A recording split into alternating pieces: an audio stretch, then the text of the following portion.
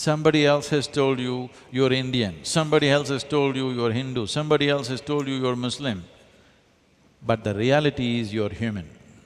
If you travel 100 kilometers in India, people look different, they dress differently, they speak differently, different languages, our food is different, everything is different. But still, for over 10,000 years, the whole world has referred to us as one nation. Though we were over 200 political entities at some time, still, we've been doing trade with Syria, Jerusalem, Damascus, Jerusalem, Greece, all these places for over 8,000, 10,000 years. Even at those times, they referred to this country as Hindustan, though there were 200 entities. It was referred to as one nation, as Bharatvarsh or Hindustan or whatever the name.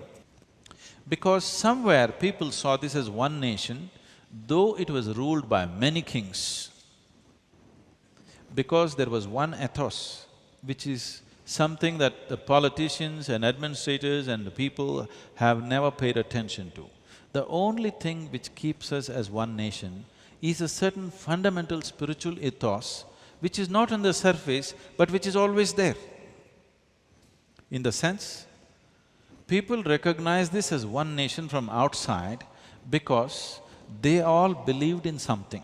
This nation has never been a nation of believers. We have been a nation of seekers because spiritual process has been the main thing. Here people are not believing in God, they're seeking mukti or liberation or freedom. There is a difference between a seeker and a believer. A believer means he's made a conclusion.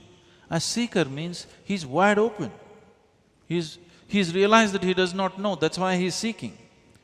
This one quality set us apart from the rest of the world, so outside world recognized as one nation, though there were so many political entities.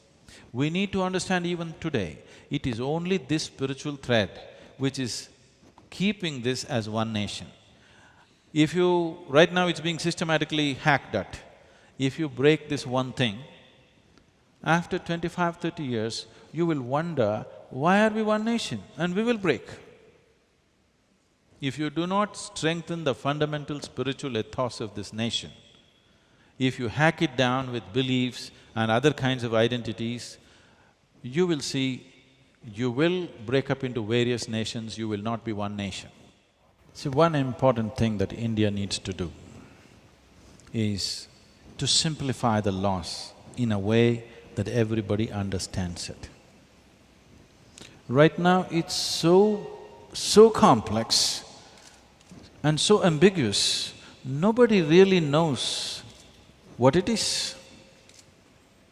And because there is so much ambiguity, it creates so much gray areas, which breeds corruption endlessly.